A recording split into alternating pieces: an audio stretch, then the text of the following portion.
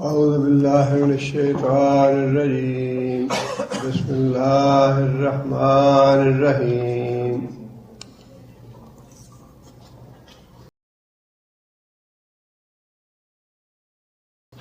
ثم ردوا الی اللہ مولاہم الحق الا لہ الحکم وہو اسرع الحاسبین۔ پچھلی آیت میں اللہ تعالیٰ نے یہ بات ارشاد فرمائی تھی کہ اللہ تعالیٰ کو اپنے بندوں پہ پوری طرح غلبہ حاصل ہے، اور اس نے لوگوں کی حفاظت کے لیے فرشتے مقرر کر رکھے ہیں۔ جب تک اللہ تعالیٰ کا حکم ہوتا ہے وہ فرشتے حفاظت کرتے ہیں، اور جب اللہ کا حکم ہوتا ہے وہی فرشتے اس کی روح قبض کر لیتے ہیں۔ اس کے بعد پھر اللہ نے یہ بات ارشاد فرمائی کہ روح قبض کرنے کے بعد معاملہ ختم نہیں ہو جاتا کہ انسان مر گیا اور اس کے بعد معاملہ ختم ہو گیا۔ فرمایا کہ روح جب قبض کر لی جاتی ہے ثم ردوا الی اللہ، پھر اس روح کو پلٹایا جاتا ہے، حاضر کیا جاتا ہے اللہ تعالیٰ کی بارگاہ میں۔ مولاہم الحق، جو صحیح معنوں میں مددگار ہے اپنے بندوں کا۔ اللہ تعالیٰ کی طرف روح پلٹائے جانے کا مطلب یہ ہے کہ جیسے ہی انسان کی موت واقع ہوتی ہے فرشتے روح قبض کر لیتے ہیں، اور اس کے بعد روح کو آسمانوں پہ لے جایا جاتا ہے۔ مومن کی روح جو ہے اس کے لیے آسمانوں کے دروازے کھولے جاتے ہیں، اور اللہ تعالیٰ کی طرف سے حکم ہوتا ہے کہ اس کو علیین میں رکھا جائے۔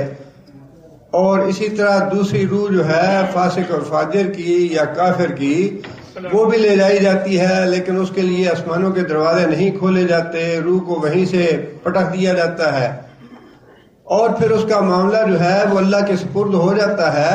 قبر میں انسان کے لیے یا تو راحت ہے، جنت کے باغوں میں سے ایک باغ ہے، یا پھر جہنم کے گڑھوں میں سے ایک گڑھا ہے۔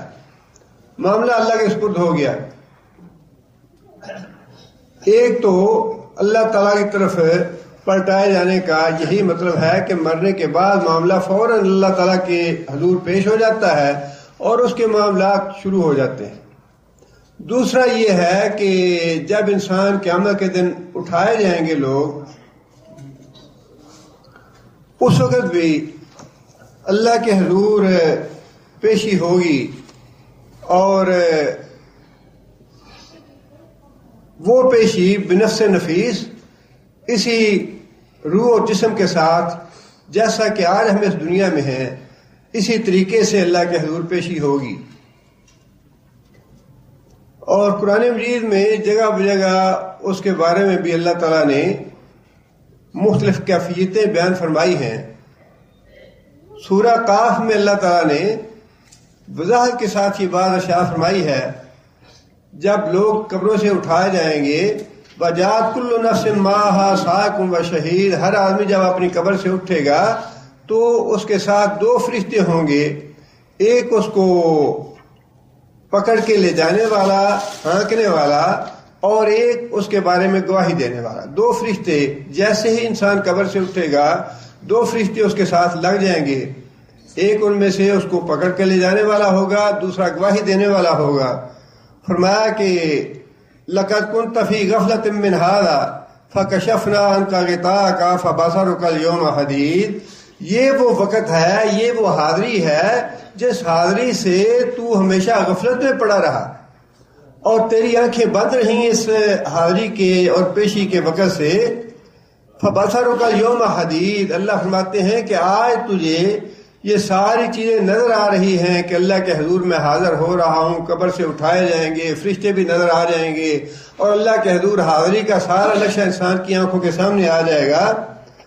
آگے اللہ فرماتے ہیں کہ جب اللہ کی بارگاہ میں انسان پہنچ جائیں گے، اللہ فرماتے ہیں وَقَالَ قَرِينُهُ هَٰذَا مَا لَدَيَّ عَتِيدٌ، اللہ کی بارگاہ میں فرشتہ جا کے عرض کرے گا کہ یا اللہ، جو آدمی تو نے میرے سپرد کیا تھا، جس کو میں نے گرفتار کیا ہے، عتید وہ حاضر ہے آپ کی بارگاہ میں، اب آپ جانیں اور اس معاملے کا حساب کتاب جانیں۔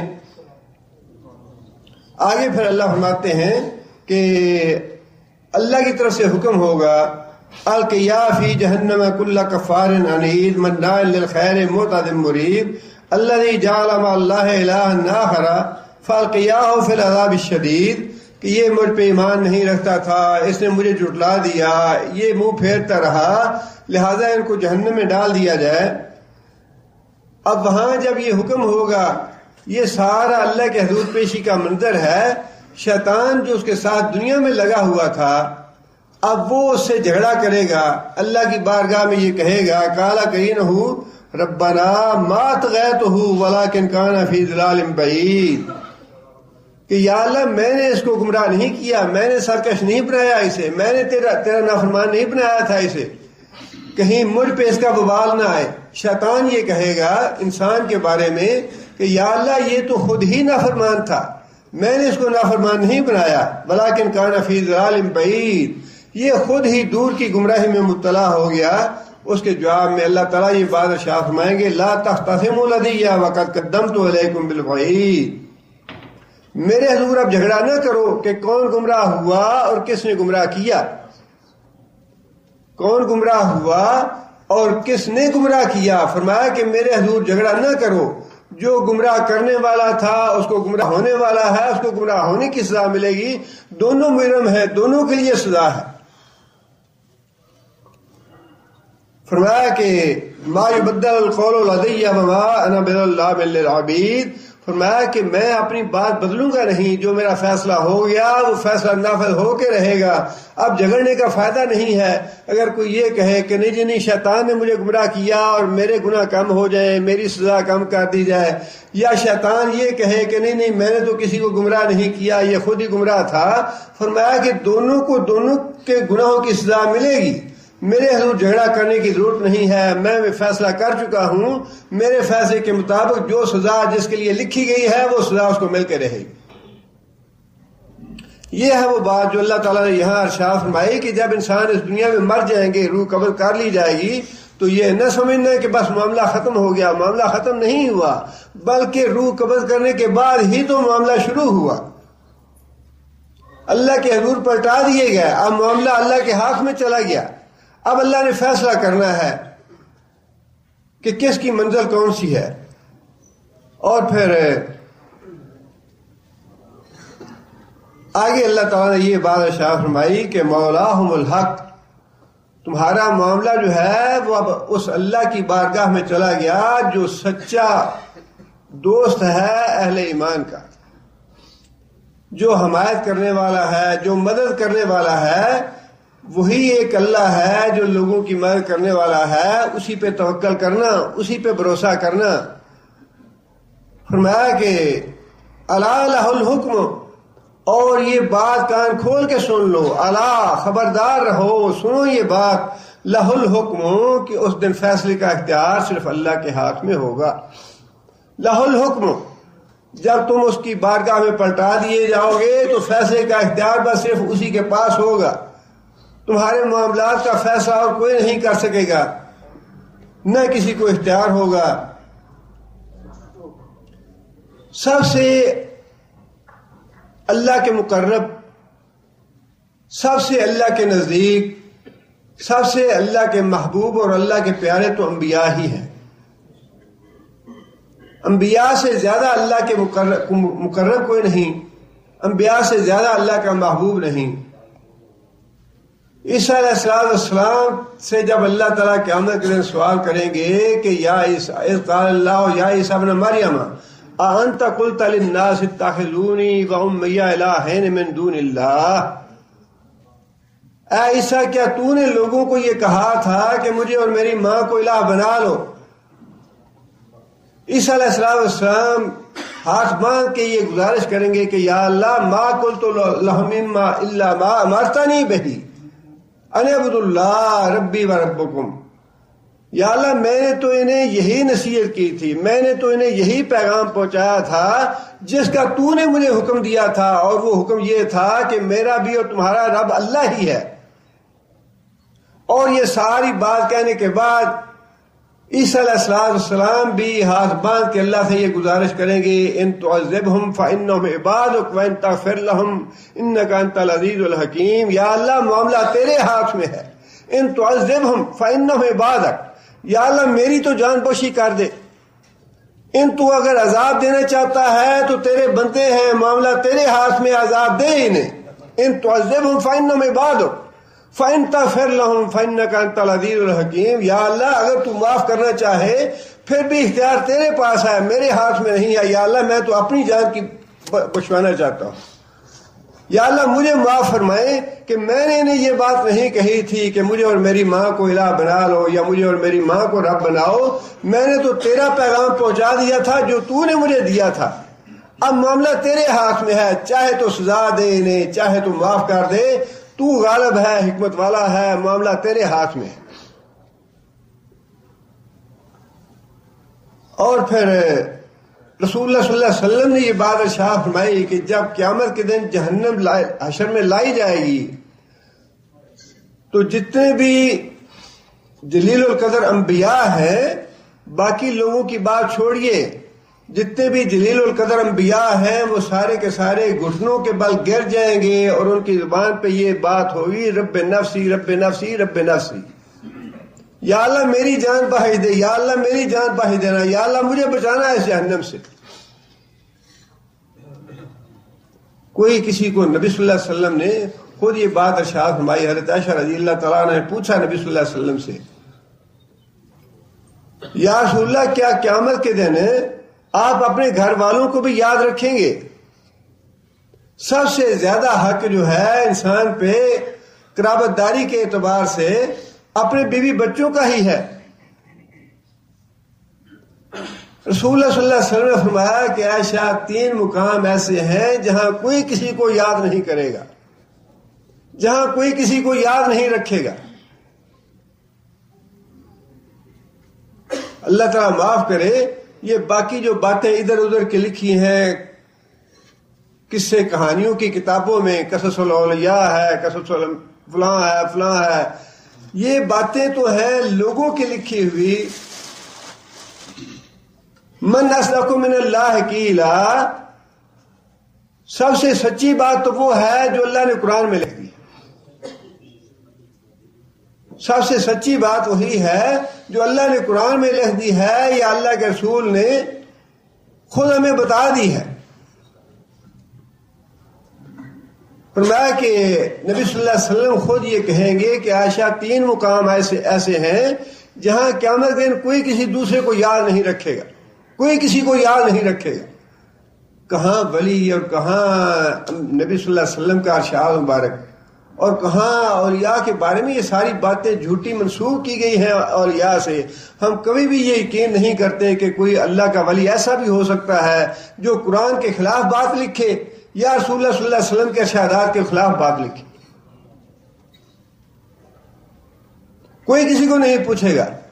فرمایا کہ سب سے پہلی وہ جگہ جہاں نامہ اعمال تولے جائیں گے، میزان رکھا جائے گا، لوگوں کے اعمال کا محاسبہ کیا جائے گا کہ کس کے اعمال کا وزن کتنا ہے، کس کے اعمال کا وزن بھاری ہے، کس کے اعمال کا وزن ہلکا ہے۔ فرمایا کہ وہاں کوئی کسی کو یاد نہیں رکھے گا، سب کے ہوش اڑے ہوئے ہوں گے، اللہ کے حضور اتنے خوفزدہ ہوں گے لوگ کہ پتہ نہیں آج میرا نتیجہ کیسا نکلتا ہے۔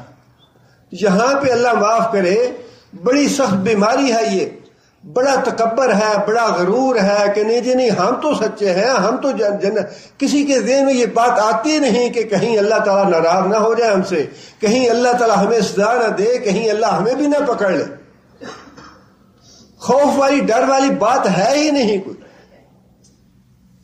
لیکن یہ تو اس وقت پتا چلے گا جس وقت معاملہ آنکھوں کے سامنے ہوگا، جہاں اللہ کے رسول نے یہ فرما دیا کہ کوئی کسی دوسرے کا وہاں پہ مددگار نہیں ہوگا، وہاں پہ کوئی سفارشی نہیں بنے گا، وہاں پہ کسی کا کوئی ہاتھ نہیں پکڑے گا کہ یہ میرا مرید ہے، یہ میرے پیچھے لگنے والے ہیں، یا مجھے مانتے تھے، یا میری نظر نیاز دیتے تھے، یا میرے نام کی منتیں مانگتے تھے۔ کوئی کچھ نہیں کسی کو پوچھے گا، اللہ کے رسول کی بات ہے یہ۔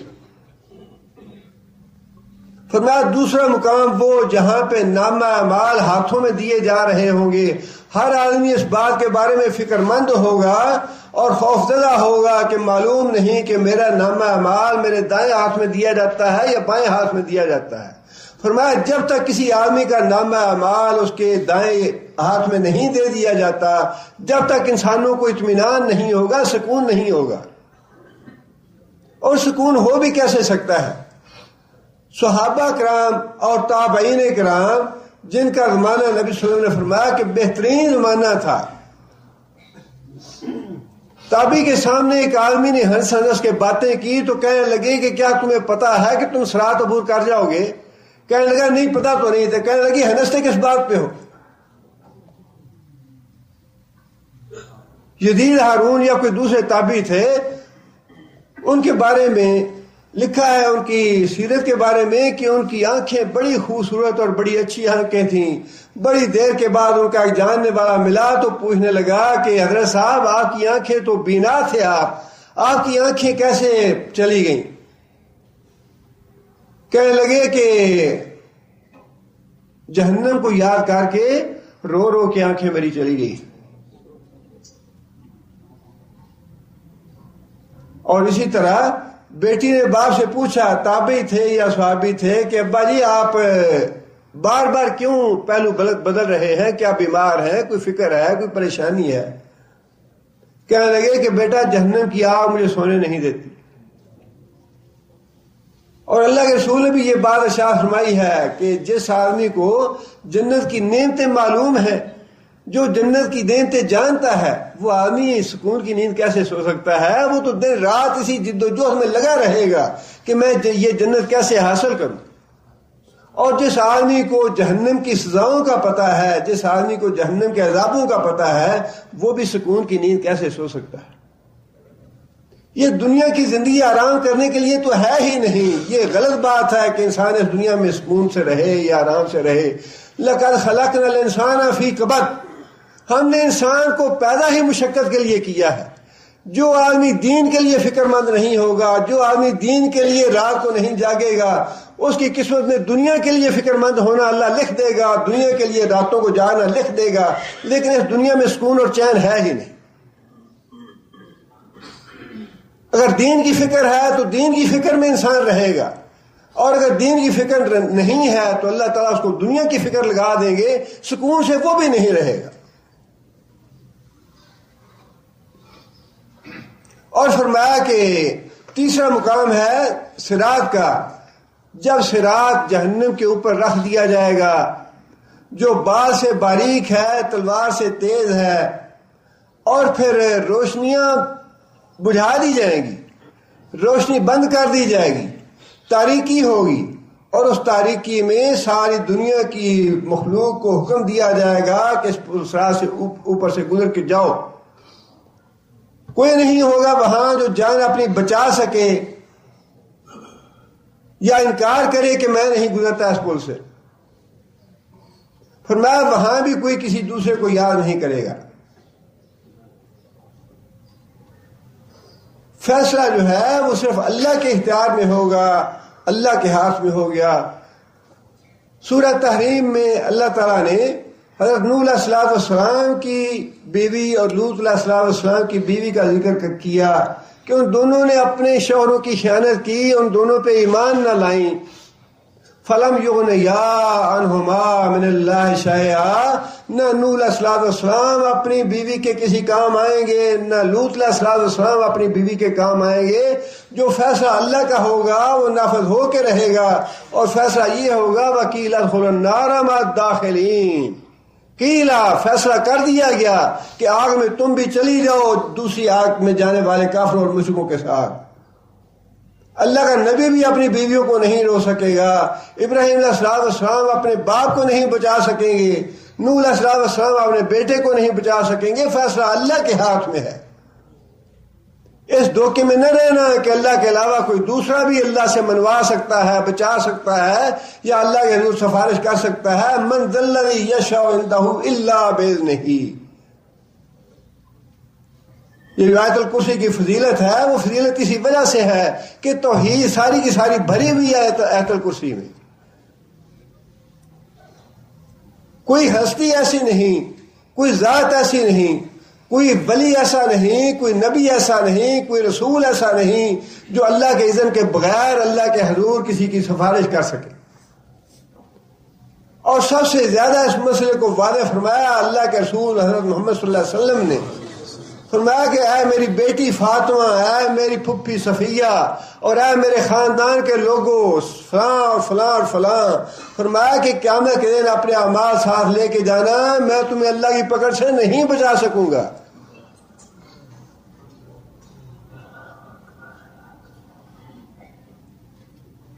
فرمایا کہ حکم جو ہے وہ صرف اللہ کے ہاتھ میں ہوگا، الا لہ الحکم، اسی کا حکم ہوگا۔ اور پھر آگے یہ بات ارشاد فرمائی، وَهُوَ أَسْرَعُ الْحَاسِبِينَ، وَهُوَ أَسْرَعُ الْحَاسِبِينَ، اور جتنے بھی حساب لینے والے ہو سکتے ہیں، اچھے سے اچھا حساب لینے والے، کمپیوٹر پہ دیکھنے والے، کمپیوٹر جتنا بھی کیلکولیشن کر سکتا ہے تیزی کے ساتھ، یا جتنے بھی کوئی بڑے سے بڑے حساب دان ہو سکتے ہیں دنیا میں، فرمایا کہ اسرعو، اللہ سب سے زیادہ جلدی حساب لینے والا ہے۔ اور اس جلدی حساب لینے کے بھی دو ہی مفہوم ہیں، دونوں مفہوم ہیں۔ ایک تو اسرع الحاسبین ان معنوں میں بھی ہے کہ جیسے ہی انسان کی جان اس حلق سے باہر نکلے گی ویسے ہی انسان کا حساب شروع ہو جائے گا۔ بس یہ موج میلہ اور رنگینی اور عیاشی اور بدماشی اور سرکشی اور بغاوت اور نافرمانی اللہ اور اللہ کے رسول کی، اور یہ آکڑ پھاکڑ جو کچھ بھی ہے نا، یہ اس وقت تک ہے جب تک یہ روح انسان کی اس حلق تک ہے۔ جیسے یہ روح اس حلق سے نکلے گی، ساری انسان کا تکبر اور غروب اور سرکشی اور نافرمانی سب ختم ہو جائے گی۔ انسان کو پتہ چل جائے گا کہ دنیا میں کیا کما کے آیا ہے اور کیا لے کے جا رہا ہے دنیا سے۔ حساب میں، انسان کے حساب میں دیر نہیں ہے، اور یہ جو موت ہے، یہ جو حلق تک آئی ہوئی ہے جان ہماری، اس کا تو پتہ نہیں کہ کون سا لمحہ جو ہے وہ آگے موت کا لمحہ ہے، ایک لمحے کا انسان کو پتہ نہیں۔ بیٹھے بیٹھے لوگ چلے جاتے ہیں، نیند کی حالت میں چلے جاتے ہیں، سفر کرتے ہوئے چلے جاتے ہیں، جس کی جہاں موت لکھی ہے وہیں موت اس کی آ جاتی ہے، ایک لمحے کا اعتبار نہیں ہے۔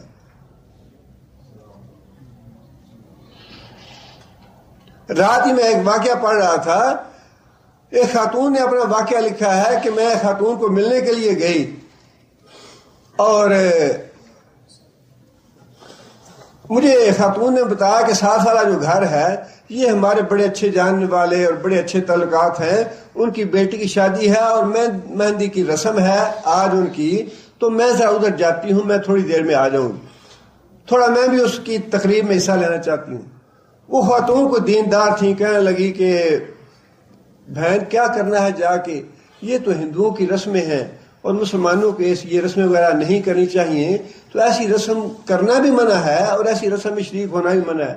نہیں نہیں بہن، کیا حرج ہوتا ہے، کیا بات ہے، خوشی ہے ان کی خوشی میں شریک ہونا چاہیے، کیا وہ کہیں گے کہ ہماری خوشی نہیں ہوئی ہے، میں ابھی تھوڑی دیر میں آتی ہوں۔ وہ اصرار کر کے عورت گئی دوسرے گھر میں مہندی کی رسم میں شرکت کرنے کے لیے۔ وہ خاتون کہنے لگی کہ ٹھیک ہے میں تمہارا انتظار کرتی ہوں، مجھے ذرا قرآن جی دے جاؤ، میں بیٹھ کے قرآن پڑھتی ہوں۔ اس عورت نے بیٹھ کے اس کے گھر میں قرآن پڑھنا شروع کر دیا، اور وہ دوسری عورت جو تھی گھر والی، وہ 7 والے گھر میں مہندی کی رسم میں شرکت کے لیے چلی گئی۔ وہ خاتون کہتی ہے کہ میں نے ابھی 15-20 منٹ ہی بیٹھ کے قرآن پڑھا ہوگا کہ مجھے شور سنائی دیا دوسرے گھر میں، اونچی اونچی آوازیں آنی شروع ہو گئی، تو مجھے فکر لاحق ہوئی کیا بات ہوئی۔ میں اٹھ کے فوراً اس گھر میں گئی تو دیکھا کہ وہی عورت جو میرے گھر سے گئی تھی کہ جی میں مہندی کی رسم میں شرکت کرنے جا رہی ہوں، ڈھول کی جو ڈھول تھا اس کے اوپر اس کا ہاتھ پڑا ہوا اور آنکھیں بند اور زبان باہر نکلی ہوئی وہ گانا گا رہی تھی۔ روح قبض کر گئی، فرشتہ اس کے پیچھے تھا، فرشتہ لے گیا اس کو جہاں اس کی روح قبض کرنی تھی۔ انسان کی موت کا تو ایک لمحے کا اعتبار نہیں ہے۔ فرمایا کہ اللہ سے ڈرتے رہو، اسرع الحاسبین ہے، اللہ تعالیٰ بہت جلدی کرنے والے ہیں حساب لینے میں۔ کیا پتا کہ آپ کے حساب میں 1 گھنٹہ باقی رہ گیا ہے یا 1 دن باقی رہ گیا ہے یا 1 لمحہ باقی رہ گیا ہے۔ هو اسرع الحاسبین، ان اللہ سریع الحساب، اللہ تعالیٰ کو حساب لینے میں دیر نہیں لگتی۔ اللہ حساب بڑی جلدی لے لیتے ہیں. اللہ سے بغاوت نہ کرو، اللہ کی نافرمانی نہ کرو. معاملہ تو مرنے کے بعد بھی اللہ کے حضور پیش ہو جانا ہے. حالانکہ حقیقت یہ ہے کہ یہاں بھی انسان اللہ کے بس میں ہے، یہاں بھی انسان اللہ کے قبضے میں ہے، اللہ کی قدرت میں ہے. اللہ کی قدرت سے دنیا میں بھی بھاگ نہیں سکتا انسان. یہ انسان کو تھوڑا سا غرور اور تکبر، جو اللہ نے تھوڑا سا اختیار دے دیا، اس کی وجہ سے انسان اس تکبر میں پڑ جاتا ہے، اس دھوکے میں پڑ جاتا ہے کہ شاید میں بڑا کچھ ہوں. انسان تکبر میں آ جاتا ہے، آکڑ پھاکڑ میں آ جاتا ہے، حالانکہ کچھ بھی نہیں ہے انسان. ایک تو اس کا مفہوم یہی ہے اسرع الحاسبین کا، اور دوسرا مفہوم اس کا یہ ہے کہ کوئی آدمی یہ نہ سمجھے کہ قیامت کے دن تو اربا ارب اور خربا خرب کی تعداد میں لوگ موجود ہوں گے، اور اللہ تعالیٰ کو حساب لینے میں پتہ نہیں کتنی دشواری پیش آئے.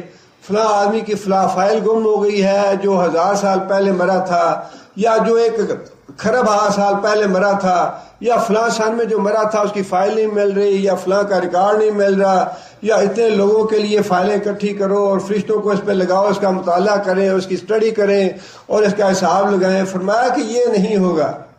ہاں جی، یا وکیل کرنے ہیں، یا وکیل کو دے کے تو تاریخ جو ہے وہ مہینے کے بعد کی ڈلوا لو، فیصلہ پھر کیا جائے گا.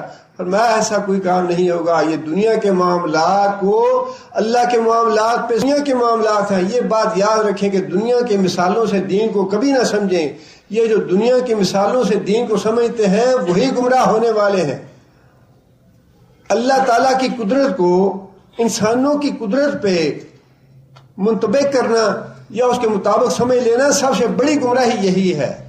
ہاں جی، دنیا میں ہم دیکھتے ہیں کہ ہم نے گورنر سے کوئی کام کروانا ہے، اس کے سیکرٹری کو دیکھتے ہیں، پھر اس کے آگے جو اس کا سپرڈنٹ ہے اس کو دیکھتے ہیں، پھر فلاں کو اپروچ کرتے ہیں، پھر فلاں کو اپروچ کرتے ہیں، پھر کہیں جا کے پریزیڈنٹ تک پہنچتے ہیں، پھر پریزیڈنٹ ہماری بات سنتا ہے، بات مانتا ہے یا کام ہوتا ہے. جس طرح دنیا میں واسطے ہیں اسی طرح قیامت کے دن اللہ کے حضور بھی واسطے ڈالنے پڑتے ہیں. یہ ساری گمراہ کرنے کی باتیں ہیں. اگلے دن ایک صاحب نے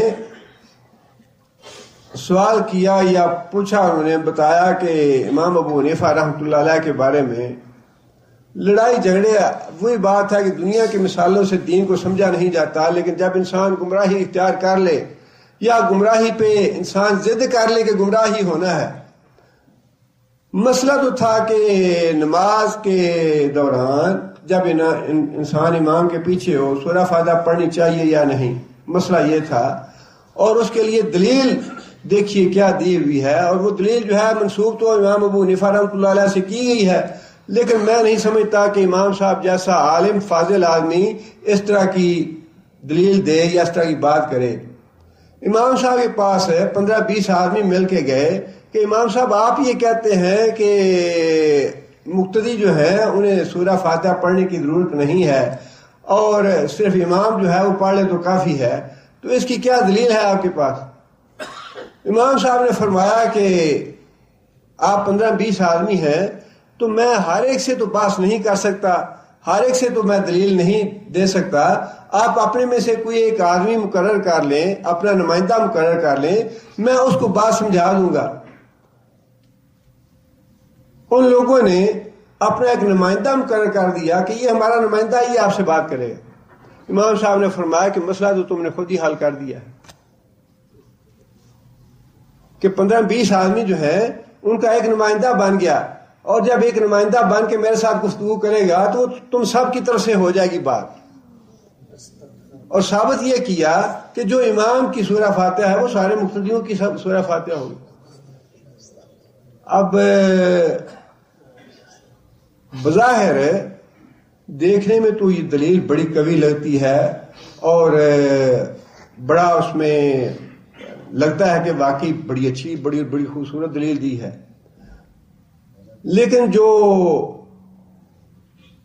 شریعت کے قواعد و ضوابط یا حتیٰ کہ عقل تھوڑی سی رکھنے والا آدمی ہے وہ بھی مسئلہ بڑی آسانی سے سمجھ سکتا ہے کہ یہ بات امام ابو حنیفہ سے منسوب کی گئی ہے، امام صاحب ایسی بات نہیں کر سکتے. اس میں سب سے بڑی بات جو ہے وہ تو یہ ہے کہ اللہ کی اتنی گستاخی ہے اس مثال میں، اتنی گستاخی ہے اللہ کی اس مثال میں، کیا اللہ جو ہے امام ابو حنیفہ 20 آدمیوں کی بات واقعی نہیں سن سکتے؟ امام ابو حنیفہ رحمۃ اللہ یا کوئی بھی آدمی، خواہ وہ عبد القادر جیلانی ہوں یا علی حجویری ہوں یا امام احمد بن حنبل ہوں، انسان جو ہے وہ ایک آدمی سے زیادہ لوگوں کی بات نہیں سن سکتا۔ کیا اللہ کی ذات بھی ایسی ہی ہے؟ کیا اللہ کو 20 نمازیوں کی الگ الگ سورہ فاتحہ سننے میں دقت پیش آتی ہے؟ کتنی سخت گستاخی ہے اللہ تعالیٰ کی اس مثال میں۔ لیکن یہ گستاخی اس وجہ سے ہے کہ جب انسان دین کے مسائل کو دنیا کی مثالوں سے سمجھے گا، اس میں پھر یہی معاملہ ہوتا ہے کہ انسان یہ بھی نہیں سوچتا کہ اس میں کوئی گستاخی کا پہلو نہ ہو یا کوئی بے عقلی کی نہ بات ہو۔ اور اس میں بے عقلی کی بات یہ ہے، دونوں باتیں ہیں اس میں، یہ جو ہے عقلی اعتبار سے بھی دلیل صحیح نہیں بنتی اور نقلی اعتبار سے بھی دلیل صحیح نہیں بنتی۔ عقلی اعتبار سے یہ بات دلیل اس لیے صحیح نہیں بنتی، اگر سورہ فاتحہ جو ہے 10 آدمیوں کی یا 20 مقتدیوں کی، وہ امام کے سورہ فاتحہ کو کفایت کرتی ہے، امام کا پڑھ لینا جو ہے کافی ہے 20 آدمیوں کی سورہ فاتحہ کے لیے، تو پھر امام کی رکوع اور سجدے کی تسبیحات کافی کیوں نہیں؟ عقلی اعتبار سے بھی دلیل غلط ہے یہ۔ اگر امام کی سورہ فاتحہ جو ہے پیچھے مقتدیوں کے لیے کافی ہے، تو پھر امام کی رکوع سجود کی تسبیحات اور تشہد جو ہے وہ کیوں کافی نہیں؟ امام مقتدی خاموشی سے پیچھے کھڑے رہے۔ عقلی اعتبار سے بھی دلیل غلط ہے، اور ویسے بھی اللہ تعالیٰ کی سخت گستاخی ہے کہ اللہ تعالیٰ کی سماعت کو، اللہ کی قدرت کو ایک انسان کی قدرت کے برابر سمجھ لیا گیا کہ امام ابو حنیفہ اگر 20 آدمیوں کی یک وقت بات نہیں سن سکتے تو اللہ بھی معاذ اللہ نہیں سن سکتا، جبکہ اللہ تعالیٰ تو فرماتے ہیں کہ پوری مخلوق جتنے بھی دنیا میں ہے، خواہ وہ فرشتے ہیں، جنات ہیں، پرندے ہیں، چرندے ہیں، درندے ہیں، انسان ہیں، جتنی بھی مخلوق ہے، وہ جتنی بھی آہوزاری کرتے ہیں، پکار کرتے ہیں، دعا کرتے ہیں، مانگتے ہیں، آہوزاری ہے، ان کی مشکل کشائی ہے، حاجت روائی ہے، ان کی زندگی ہے، ان کی موت ہے، ان کی اولاد ہے، ان کی روزی ہے، سارے معاملات اللہ تعالیٰ بیک وقت سب کے ادا کر رہے، اور اللہ تعالیٰ کو کبھی بھول چوک نہیں ہوتی۔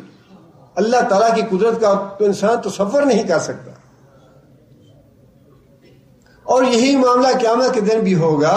قیامت کے دن بھی اللہ تعالیٰ کو قطعاً دیر نہیں لگے گی، اللہ تعالیٰ صرف حکم دیں گے کہ مخلوق کا حساب لیا جائے، اور اسی ایک لمحے میں ہر آدمی کا نامہ اعمال کے سامنے ہوگا، اس کو یا جنت کی راہ دکھا دی جائے گی یا جہنم کی راہ دکھا دی جائے گی، حساب ایک لمحے میں ہو جائے گا۔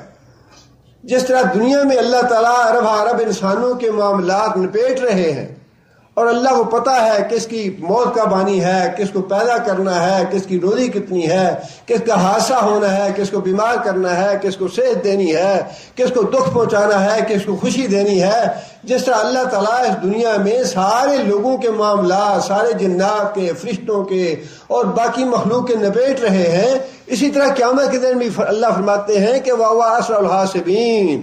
یہ نہ سمجھنا ہے کہ اللہ کو بڑی دیر لگے گی، یا اللہ فلاں کو بھول گیا، یا فلاں رہ گیا، باقی رہ گیا، یا فلاں کا حساب ہو نہیں سکا، ایسا نہیں ہوگا، بلکہ اللہ تعالیٰ ایک ایک آدمی کو اللہ نے گن رکھا ہے۔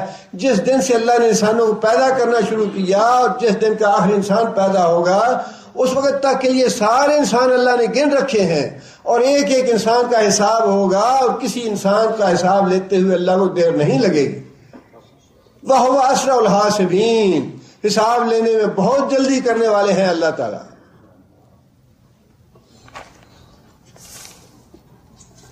آگے پھر یہ بات ارشاد فرمائی، قل اے محمد صلی اللہ علیہ وسلم آپ انہیں کہیے، من ینجیکم من ظلمات البر والبحر، اس سے پہلے بھی اللہ تعالیٰ نے توحید کے دلائل دیے، اب پھر مضمون تو وہی ہے۔ یہ سورہ انعام جو ہے یہ ساری کی ساری زبردست خطاب ہے، تقریر ہے عقیدہ توحید پہ۔ بار بار اللہ تعالیٰ نے مختلف انداز سے عقیدہ توحید صاف کیا ہے لوگوں کا، اس لیے کہ توحید بنیاد ہے اسلام کی۔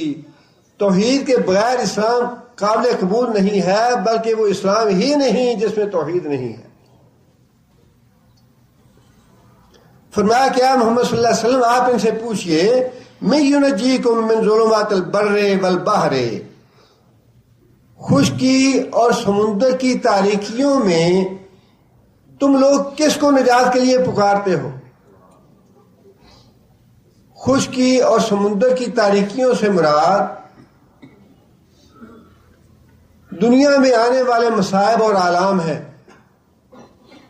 کہ دنیا میں جو تم پہ مصیبتیں آتی ہیں، جو تم پہ دکھ آتے ہیں، جو بیماریاں آتی ہیں، جو رنج آتے ہیں، فرمایا کہ ان سے پوچھو من ینجیکم، کون تمہیں بچاتا ہے، کون تمہیں ان سے نجات دیتا ہے؟ تدعونہ، جب مصیبت آتی ہے، تکلیف آتی ہے، تدعونہ تو تم اس کو پکارتے ہو، اللہ کو پکارتے ہو۔ فرمایا کہ اس وقت پھر نجات کون دیتا ہے؟ نجات کوئی اور دیتا ہے اللہ کے علاوہ۔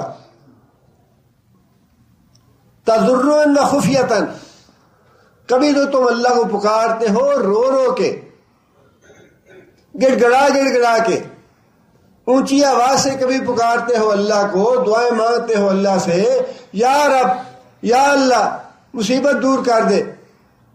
اور فرمایا کہ وخفیہ، اور کبھی چپکے چپکے دل میں روتے رہتے ہو، دل میں اللہ سے مانگ کے آنسو بہاتے ہو کہ یا اللہ مصیبت آ گئی، یا اللہ ڈیزرٹ ہے، گاڑی خراب ہو گئی ہے، دھوپ سخت پڑ رہی ہے، بیوی بچے میرے ساتھ ہیں، نہ کوئی یہاں پہ پیٹرول پمپ ہے، نہ کوئی ورشہ ہے، یا اللہ اس مصیبت میں پھنس گیا ہوں، اب تو ہی نکال یہاں سے۔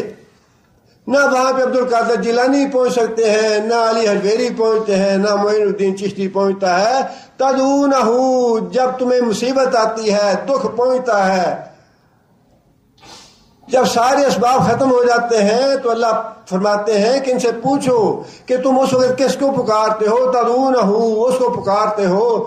جب اس کو پکارتے ہو من ینجیکم، تو پھر تمہیں نجات دینے والا کون ہوا؟ تمہیں اس مصیبت سے کون نجات دیتا ہے؟ ہوائی جہاز میں سفر کرتے ہو، فلائٹ جب ان بیلنس ہو جاتی ہے، جب ہوائی جہاز ذرا بھی نیچے کی طرف آتا ہے تو فوراً یا اللہ زبان سے نکلتا ہے، کس کو پکارتے ہو؟ وہاں تمہارے بنائے ہوئے شریک کہاں چلے جاتے ہیں؟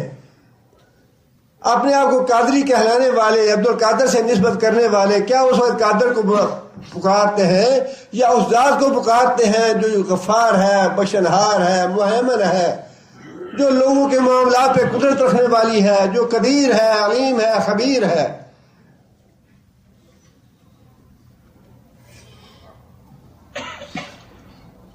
اللہ فرماتے ہیں اس وقت تم یہ وعدہ کرتے ہو اللہ سے، جب انسان ڈیزرٹ میں ہوتا ہے، کوئی وہاں انسان کے لیے وسیلہ نہیں ہوتا، انسان گھبرا جاتا ہے، تو پھر طرح طرح کے وعدے کرتا ہے کہ میں اتنے نفل پڑھوں گا، یا اللہ یہاں سے میری تکلیف دور کر دے، یا اللہ کوئی بندہ پہنچا دے جو میری مدد کرنے والا ہو، یا اللہ بس اگلے ورشے تک ہم پہنچ جائیں، میں اتنا صدقہ کر دوں گا، اتنا خیرات کر دوں گا، اتنی نیکی کروں گا، اتنے نفل پڑھوں گا یا روزے رکھوں گا۔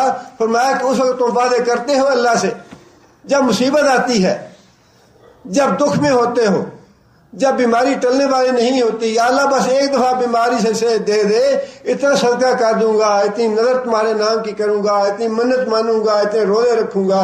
فرمایا کہ اس وقت تم یہ کہتے ہو لَئِن نَّنجَانَا مِنْ هَٰذِهِ لَنَكُونَنَّ مِنَ الشَّاكِرِينَ۔ لَئِن نَّنجَانَا، اگر ہم کو اللہ تعالیٰ نے نجات دے دی اس سے، مِنْ هَٰذِهِ، اس مصیبت سے، لَنَكُونَنَّ مِنَ الشَّاكِرِينَ، تو یا اللہ ہم تیرے بڑے شکر گزار بنیں گے، بڑا صدقہ خیرات کریں گے، یا اللہ نیک کام کریں گے، یا اللہ تیرے دین کے لیے کام کریں، بس ایک دفعہ اس مصیبت سے بچا لے ہمیں، ایک دفعہ اس آفت سے بچا لے ہمیں، اس مصیبت سے نکال دے ہمیں۔ اللہ فرماتے ہیں قُلِ اللَّهُ يُنَجِّيكُم مِّنْهَا۔ اب بات تو بڑی سیدھی ہے، اللہ نے فرمایا کہ جب مصیبت آتی ہے، بیماری آتی ہے، دکھ آتا ہے، رنج آتا ہے، اولاد مر جاتی ہے، بیٹا نہیں ملتا، بیٹیاں ہیں، فرمایا کہ تم بیٹے مانے کے لیے جاتے ہو علی حجویری کے دربار پہ، لیکن اس کے بعد پھر اللہ فرماتے ہیں کہ قل اللہ ینجیکم، بیٹا دیتا اللہ ہی ہے، بیٹا علی حجویری نہیں دیتا، عبد القادر نہیں دیتا، تمہاری گمراہی ہے، تم جاتے ہو وہاں، لیکن یہ اللہ کا فضل ہے کہ تم جاتے تو وہاں پہ ہو، لیکن اے محمد صلی اللہ علیہ وسلم انہیں بتا دو قل اللہ ینجیکم، اس مصیبت سے نجات تمہیں اللہ نے دی ہے۔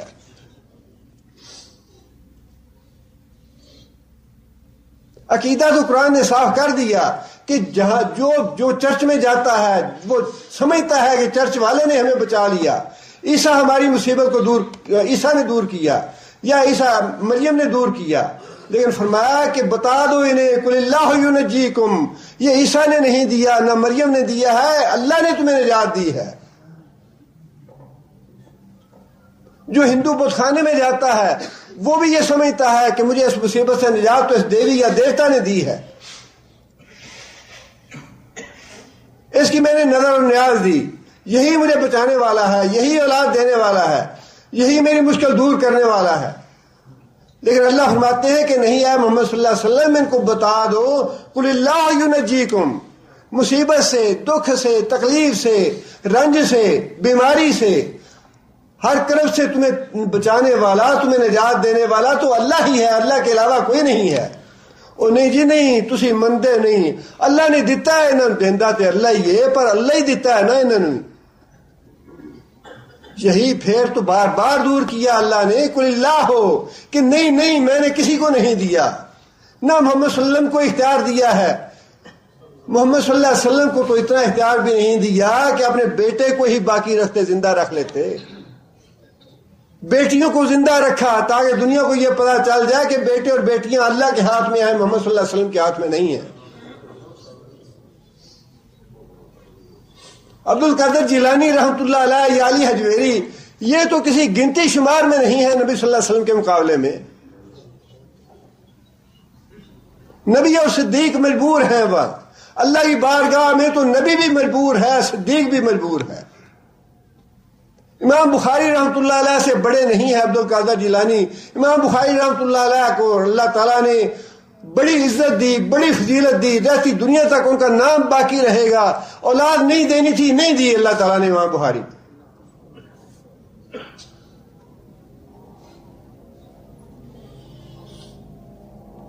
فرمایا کہ جب یہ مصیبت میں مبتلا ہوتے ہیں اس وقت تو اللہ سے بڑے اونچے اونچے وعدے کرتے ہیں کہ یا اللہ تو ہی دینے والا ہے، یا اللہ تو بچا لے ہمیں، یا اللہ تو بچا لے گا تو ہم تیرے نام کا صدقہ کریں گے، تیرے نام کی نظر نیاز دیں گے، تیرے نام کے روزے رکھیں گے۔ فرمایا کہ پہلے تو یہ عقیدہ درست کرو، نظر نیاز دینے سے پہلے یہ عقیدہ صحیح کرو قل اللہ ینجیکم، کہ نجات تو اللہ نے دی ہے ہمیں، نجات دینے والی ذات اللہ ہے، اللہ کے علاوہ کوئی مشکل کشا نہیں ہے، کوئی حاجت روا نہیں ہے، کوئی بیٹے بیٹیاں دینے والا نہیں ہے، نہ لینے والا ہے، زندگی اور موت دینے والا اللہ کی ذات ہے، کوئی زندگی اور موت دینے والا نہیں ہے۔ قل اللہ ینجیکم منہا، جو مصیبت آئی وہ بھی اس سے نجات اللہ نے دی، ومن کل کرب، اور آئندہ بھی جو مصیبت آئے گی، جو آئندہ بھی تم پہ کوئی رنج آئے گا، دکھ آئے گا، کوئی مشکل آئے گی، اس سے نجات بھی اللہ ہی دے گا۔ من کل کرب، ہر طرح کی مصیبت، ہر طرح کا رنج، ہر طرح کا دکھ جو تم پہ آنے والا ہے اس سے نجات اللہ ہی دینے والا ہے تمہیں۔ فرمایا ثم انتم تشرکون، پھر لعنت ہے تمہارے اوپر، تمہارے لیے ہلاکت اور بربادی ہے کہ جب اللہ تمہیں نجات دیتا ہے، جس مصیبت میں پھنسے ہوئے تھے اسے بھی بچایا اللہ نے، اور جو آئندہ بھی تم پہ مصیبتیں آئیں اسے بھی بچانے والا اللہ، اور جب مصیبت آتی ہے تو اللہ سے وعدے بھی بڑے کرتے ہو کہ یا اللہ تیرے علاوہ کوئی نہیں، یا اللہ تو ہی بچانے والا ہے، یا اللہ تیرے نام کا صدقہ خیرات دیں گے، یا اللہ تیرے نام کی نظر نیاز دیں گے۔ فرمایا لیکن جب اللہ بچا لیتا ہے ثم انتم تشرکون، تو سارے وعدے بھول جاتے ہو، پھر اللہ بخش کی بجائے کیا نام رکھتے ہیں؟ پیراں بخش۔ جب نہیں ہوتا تو یا اللہ تو دے، اور جب ہو جاتا ہے تو پھر اللہ بخش کے بجائے پیراں بخش، پیراں دیتا، یہ تو پیروں نے دیا ہوا ہے، یہ تو پیروں کی بخشش ہے۔ ثم انتم تشرکون، جب میں بچا لیتا ہوں تو پھر مجھے بھول جاتے ہو، اور پھر نظر نیاز دیتے ہو جا کے علی حجویری کے نام کی، عبد القادر جیلانی کے نام کی گیارہویں دیتے ہو، اس کے نام کی سبیلیں لگاتے ہو، جو تو نے میرے شریک ٹھہرائے ہوئے ہیں ان کا نام بلند کرتے ہو۔ فرمایا کہ کل اے محمد صلی اللہ علیہ وسلم آپ انہیں کہیے هو القادر علی ان یبعث علیکم عذابا من فوقکم، پہلے تو اللہ تعالیٰ نے بچانے کی بات کی تھی نا، اور عقیدہ صاف کیا انسان کا، اور فرمایا کہ یہ کمزوری ہے تمہاری، بیماری ہے تمہیں، اور وہ بیماری یہ ہے کہ جب میں تمہیں نجات دے دیتا ہوں، تمہارا دکھ دور کر دیتا ہوں، تمہارا رنج دور کر دیتا ہوں، تو یہ تمہاری بیماری ہے کہ دکھ دور ہونے کے بعد تم مجھے بھول جاتے ہو۔ جب رنج آتا ہے، مصیبت آتی ہے تو بڑے وعدے بھیج کرتے ہو، یا اللہ ایک دفعہ بچا لے، یا اللہ برابر نمازیں پڑھیں گے، باقاعدگی سے نمازیں پڑھیں گے، یا اللہ بس اس مصیبت سے نجات دے، داڑھی ضرور رکھ لیں گے، یا اللہ صدقہ خیرات ضرور کریں گے۔ لیکن جب اللہ نجات دلا دیتے ہیں، اللہ تعالیٰ مصیبت دور کر دیتے ہیں، تو فرمایا کہ انسان بھول جاتا ہے، پھر اللہ یاد نہیں رہتا انسان کو، وہ وعدے یاد نہیں رکھتا انسان۔ فرمایا کہ یہ تو اکثریت میں بیماری ہے، اور جب اللہ تعالیٰ کوئی بیماری بتاتے ہیں انسانوں کی کہ یہ بیماری تمہیں لگی ہوئی ہے، تو اللہ تعالیٰ اس بیماری کا علاج بھی بتاتے ہیں۔ جب یہ بیماری بتا دی کہ مصیبت کے وقت تم مجھے یاد کرتے ہو، مصیبت کے بعد تم مجھے بھول جاتے ہو، یہ بیماری اکثریت کو لگی ہوئی ہے، اب اللہ تعالیٰ نے آگے اس کا علاج بھی بتا دیا کہ اگر اس بیماری کو دور کرنا چاہتے ہو تو اس کا علاج موجود ہے، اس کا علاج بھی میں بتا دیتا ہوں۔ اب علاج جو آدمی بیماری کا علاج کرنا چاہتا ہے وہ کر لے، جو نہیں کرنا چاہتا وہ بیمار سے بیمار تر ہوتا جائے اور جہنم میں پہنچ جائے۔ فرمایا اس کا علاج یہ ہے، کل اے محمد صلی اللہ علیہ وسلم انہیں بتاؤ، کہو هو القادر، اللہ تعالیٰ پوری قدرت رکھتا ہے، علی ان یبعث علیکم عذابا، اس بات کی پوری قدرت رکھتا ہے کہ بھیجے علیکم تمہارے اوپر عذابا، عذاب، من فوقکم، تمہارے اوپر سے عذاب بھیج دے، اور من تحت ارجلکم، یا تمہارے پاؤں کے نیچے سے عذاب لے آئے، او یلبسکم شیئا، یا تمہیں گروہ گروہ کر کے تمہیں گتھم گتھا کر دے، وَيُذِيقَ بَعْضَكُمْ بَأْسَ بَعْضٍ، اور ایک گروہ کو دوسرے گروہ کے عذاب کا مزہ چکھا دے۔ فرمایا کہ یہ تین قسم کا عذاب جو ہے، ویسے تو اللہ تعالیٰ جس طرح بھی چاہیں، جب چاہیں پکڑ سکتے ہیں، سزا دے سکتے ہیں، اور اس کی بڑی مختلف صورتیں ہیں، لیکن اللہ تعالیٰ نے یہاں پہ تین قسم کے عذابوں کا ذکر فرمایا کہ جب اللہ چاہے گا، یہ بات یاد رکھو، اللہ کو بھولنے والے، اللہ سے غافل ہونے والے، اللہ سے وعدے کر کے پورے نہ کرنے والے، جن کا ذکر پچھلی آیت میں کیا، فرمایا کہ اس بیماری کا علاج یہ ہے کہ یہ بات یاد رکھو، اللہ تعالیٰ کسی وقت بھی تمہیں یا تو اوپر سے عذاب بھیج کے پکڑ سکتا ہے، یا تمہارے پاؤں کے نیچے سے عذاب لا سکتا ہے، یا تمہارے اندر سے عذاب لا سکتا ہے۔ اور ان ساری عذابوں کی مثالیں بھی اللہ تعالیٰ نے بتا دی۔ نافرمانی کرنے والوں پہ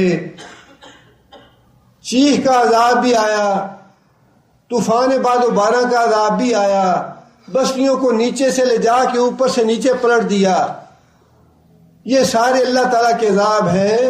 اور فرعون کو غرق کیا، نوح علیہ السلام کی جو قوم تھی اس کو بارش کا پانی برسا کے اور زمین کے چشمے اگل کے اس کو ختم کر دیا۔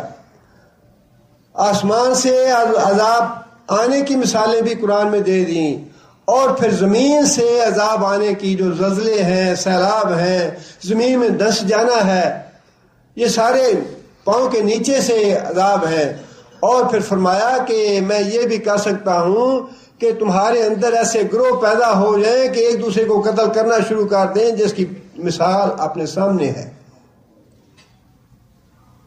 آپس کے ہی ایک ہی ملک کے مختلف جماعتیں اور مختلف گروہ جو ہیں ایک دوسرے کو قتل کر کے ان کی پیاس نہیں بجھ رہی۔ بڑے بڑے لوگوں کو نشانہ بناتے ہیں، انہیں قتل کرتے ہیں، اور وہ سلسلہ دن بدن بڑھتا چلا جا رہا ہے، رکنے میں نہیں آ رہا۔ اللہ کا عذاب ہے یہ قوم کے اندر خانہ جنگی کا پیدا ہو جانا، یہ بھی اللہ کا عذاب ہے۔ اور پھر مفسرین نے یہ بھی تعبیر کی ہے اس کی،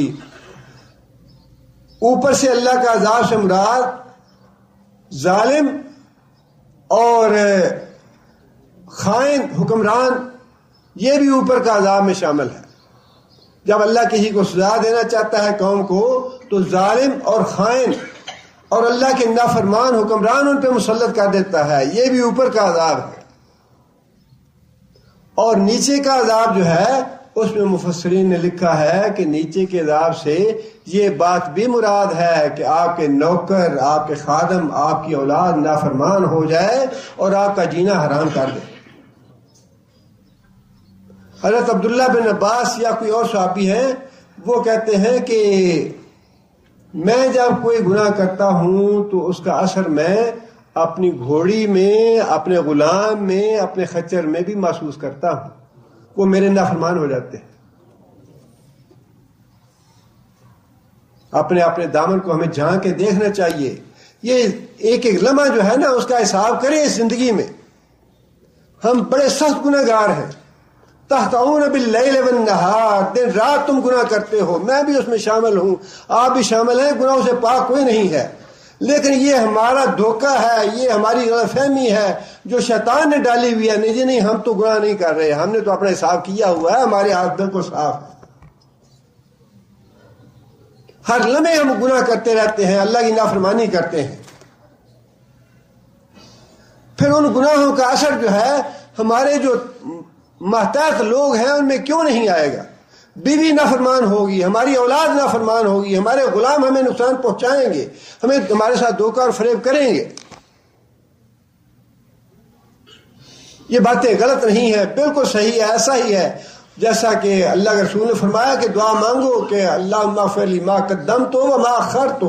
اخرت میں یہی چیز ہے، جو انسان کی اولاد نافرمان ہے وہ انسان کے لیے مرنے کے بعد بھی نقصان دہ ہے، انسان کی زندگی میں بھی نقصان دہ ہے اس کے لیے۔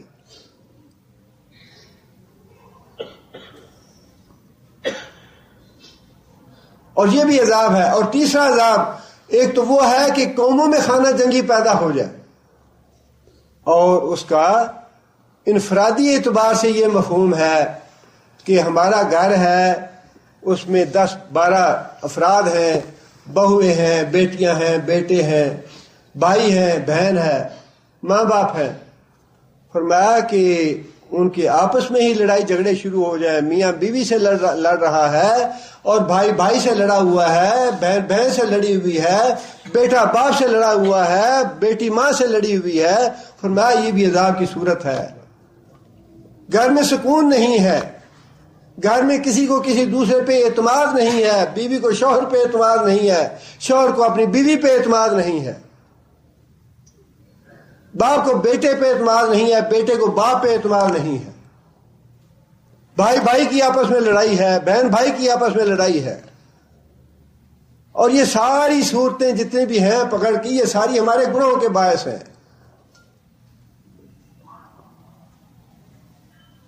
فرمایا کہ جو اللہ سے غافل ہونے والے ہیں، جن کو یہ بیماری لگی ہے کہ اپنے جب مصیبت آتی ہے اللہ سے وعدے وعید کر کے جب مصیبت دور ہوتی ہے تو اللہ کو بھول جاتے ہیں، فرمایا اس کا علاج یہ ہے کہ اس بات کو یاد رکھو، اللہ تعالیٰ پوری طرح قادر ہے کہ جب چاہے تمہیں سزا دے سکتا ہے، جب چاہے تمہیں پکڑ سکتا ہے، اور اس کے پکڑنے کی مختلف صورتیں ہیں۔ یہی نہ سمجھو کہ قیامت کے دن جہنم ہی اللہ کی پکڑ کی ایک صورت ہے، بلکہ فرمایا کہ وہ دنیا میں بھی تمہیں پکڑ سکتا ہے، اوپر سے تمہارے اوپر عذاب آ جائے، تمہارے پاؤں سے تمہارے اوپر عذاب آ جائے، تمہارے اندر سے تمہارے اوپر عذاب آ جائے۔ فرمایا اللہ سے ڈر کے رہو، اللہ سے بے خوف نہ ہو جاؤ.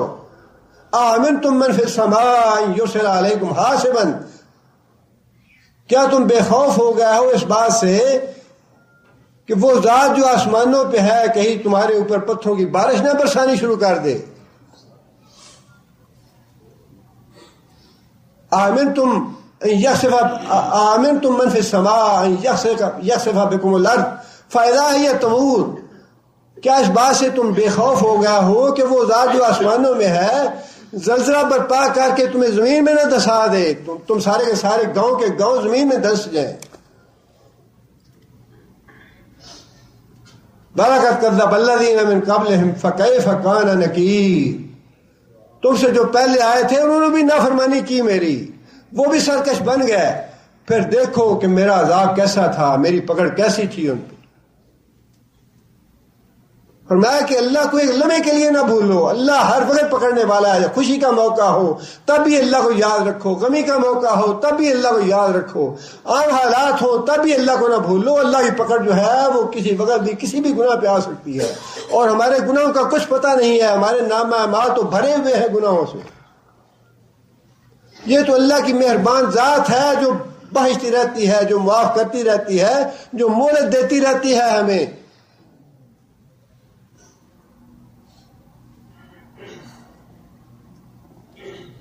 آگے اللہ فرماتے ہیں انظر کیف نصرف الآیات لعلہم یفقہون.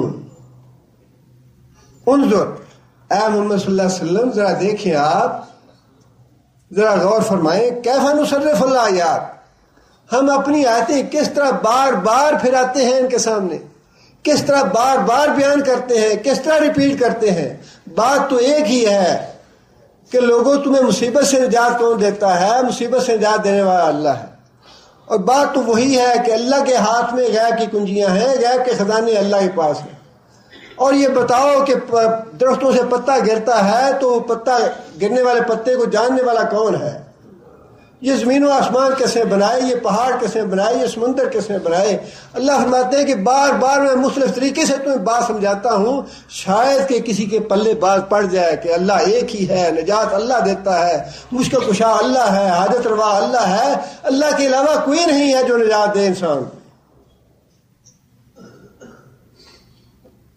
مصیبت یہ ہے کہ ہم میں سے قرآن مجید کو پڑھنے والوں کی تعداد کتنی ہے. قوالیاں سننے والے تو روزانہ صبح ثواب سمجھ کے قوالیاں لگاتے ہیں، اور قوالیوں میں شرک ہی بھرا ہوتا ہے، اور سمجھتے یہ ہے کہ یہ بڑا ثواب کا کام ہے. صبح صبح اٹھ کے نہ نماز نہ روزہ نہ تلاوت، دکان کھولی اور جا قوالیاں شروع کر دی، بڑا جو ثواب کا کام. قرآن کے قریب تو لوگ جاتے نہیں ہیں، جو کہ ہدایت کی کتاب ہے. قرآن سے بڑھ کے کوئی ہدایت کی کتاب نہیں، اور جس کا قرآن سے تعلق نہیں ہے، جس نے قرآن کو پڑھا نہیں ہے، اس کا اسلام کیسا ہے؟ اس کا اسلام کیا ہے؟ قرآن کے بغیر تو اسلام ہے ہی نہیں. جس نے قرآن نہیں پڑھا یا قرآن سے اسلام کو نہیں سمجھا، اس کا اسلام نہیں ہے. فرمایا کہ ہم بار بار اپنی آیتیں، اپنے احکام اور اپنے فرمان جو ہیں مختلف طریقوں سے تمہارے سامنے رکھتے ہیں، اور یہ مختلف طریقے اس لیے اختیار کیے، یہ 30 پارے اللہ نے اس لیے نازل کر دیے کہ باتیں تو 2-3 ہی تھیں کہ میرے محمد صلی اللہ علیہ وسلم میرا رسول ہے، اس کو رسول مان لو، اور میرے علاوہ کسی کو الہ نہ مانو، اور قیامت کا دن آنے والا ہے. یہ باتیں تو 3 ہی تھیں، لیکن ان 3 باتوں کے لیے 30 پارے ہم نے کیوں نازل کیے؟ ان 3 باتوں کے لیے 30 پارے اس لیے نازل کیے کہ بار بار مختلف طریقوں سے ہم تمہیں باتیں سمجھانا چاہتے ہیں کہ شاید اس طرح بات تمہارے دماغ میں پڑ جائے اور تم جہنم سے بچ جاؤ. لعلہم یفقہون، شاید کہ لوگ بات کو سمجھ پائیں. آگے فرمایا کہ وَكَذَّبَ بِهِ قَوْمُكَ وَهُوَ الْحَقُّ،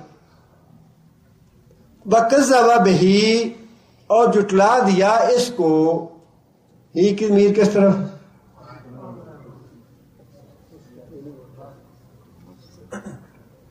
پچھلی آیت میں کس بات کا ذکر ہو رہا ہے؟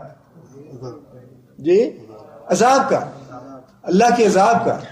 پچھلی آیت میں اللہ کے عذاب کا ذکر ہو رہا ہے کہ اللہ کے عذاب سے بے خوف نہ ہو جاؤ، اللہ کسی وقت بھی پکڑ لے گا، قیامت سے پہلے بھی اللہ پکڑ لیتا ہے۔ اسی کی طرف یہ ضمیر ہے کہ اے محمد صلی اللہ علیہ وسلم، آپ کی قوم نے عذاب کو جھٹلا دیا، وَهُوَ الْحَقُّ، حالانکہ وہ تو بالکل برحق ہے، وہ تو بالکل سچی بات ہے۔ اللہم انت الحق وقولک الحق ولقاؤک حق والنار حق والجنت حق۔ اللہ کی جہنم جو ہے وہ بالکل برحق ہے، اللہ کا عذاب بالکل برحق ہے۔ فرمایا کہ تمہاری قوم کے لوگوں نے اس کو جھٹلا دیا کہ جہنم وہنم کوئی چیز نہیں ہے، اللہ نہیں پکڑتا۔ اگر اللہ نے پکڑنا ہوتا تو ہم آپ کو جھٹلاتے ہیں، آپ کو نبی نہیں مانتے، جو عذاب لانا ہے وہ لے آؤ، عذاب ہم پہ کیوں نہیں آتا؟ فرمایا کہ آئے محمد صلی اللہ علیہ وسلم، آپ کی قوم نے عذاب کی حقیقت کو جھٹلا دیا حالانکہ وہ بالکل برحق ہے۔ قل لست علیکم بوکیل، اس کا جواب یہ ہے کہ مناظرہ نہیں ہے، ڈنڈا نہیں ہے، زور نہیں ہے، جو نہیں مانتا وہ نہ مانے۔ فرمایا کہ قل لست علیکم بوکیل، میں تمہارے اوپر تھانے دار نہیں ہوں، میں تمہارے اوپر حوالدار نہیں ہوں کہ میں زبردستی تمہیں یہ منواؤں کہ مانو کہ یہ ایسے ہوگا۔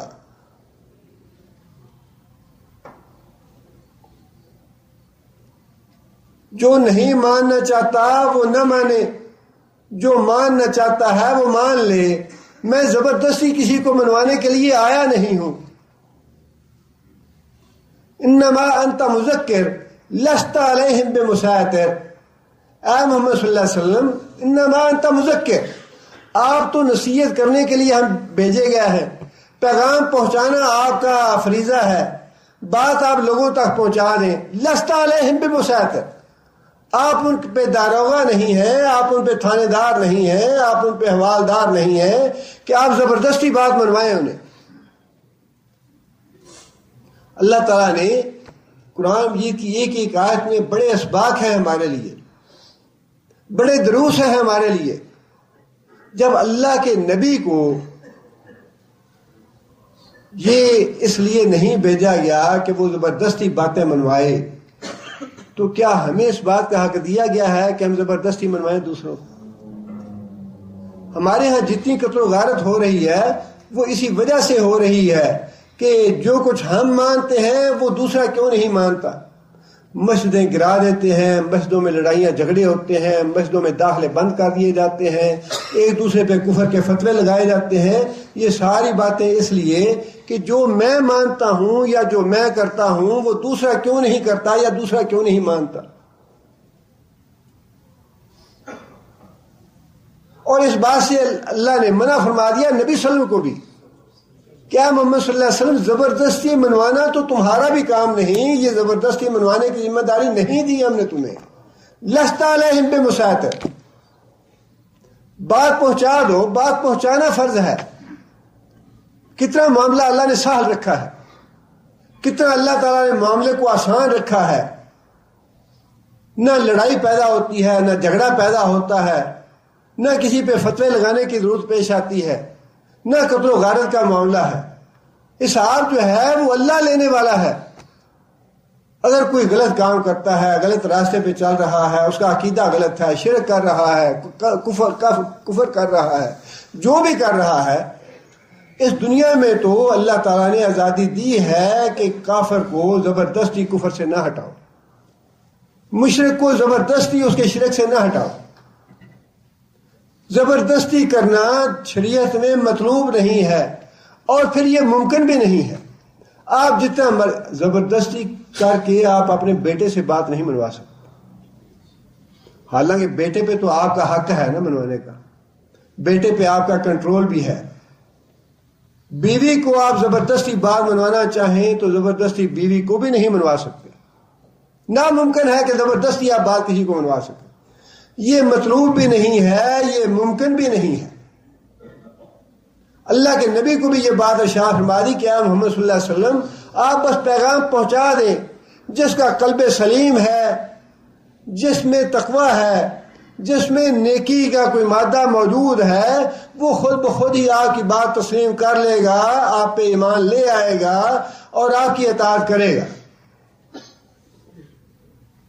اور جس کے دل میں ہی کساوت ہے، تعصب ہے، ضد ہے، اناد ہے حق کے لیے، اسلام کے لیے، محمد صلی اللہ علیہ وسلم کے لیے، اس کے لیے اللہ نے ہدایت کا دروازہ بند کر دیا ہے۔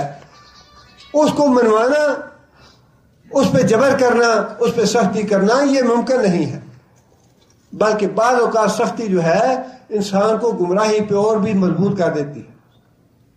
سختی جو ہے بعض اوقات انسان کو غلطی میں یا گمراہی میں اور بھی پکا کر دیتی ہے۔ سختی کرنے کا حکم نہیں ہے، آپ بات پہنچا دیں، اور دین کا جو اصول ہے امر بالمعروف کا اور نہی عن المنکر کا، یہ کام کرنا چاہیے، برائی سے روکنا چاہیے، نیکی کا حکم دینا چاہیے، لیکن وہ بھی اسی حد تک ہے کہ انسان بات پہنچا دے۔ ہاں البتہ اگر کسی کے اختیار میں ہو، کوئی بادشاہ ہے، کوئی صدر ہے، کوئی پریزیڈنٹ ہے، کوئی پرائم منسٹر ہے، کوئی کمشنر ہے، کوئی تھانے دار ہے، جس کا جتنا اختیار ہے اس اختیار کو استعمال کرنے کا حکم ہے برائی کو روکنے کے لیے اور نیکی کو نافذ کرنے کے لیے۔ لیکن جس آدمی کے اختیار میں کچھ نہیں ہے اس کے لیے یہ کافی ہے کہ میرا ایک دوست ہے یا جاننے والا ہے، اور پھر بعض لوگ فی الواقع قلب سلیم رکھنے والے ہوتے ہیں جو بات مان لیتے ہیں۔ یہ چند ہفتے پہلے کی بات ہے، میں مسجد سے نکلا تو ایک صاحب مجھے کہنے لگے کہ سلام علی، انہوں نے کہنے لگے کہ آپ مجھے پہچانتے ہیں؟ میں نے کہا نہیں، میں نے تو نہیں پہچانا۔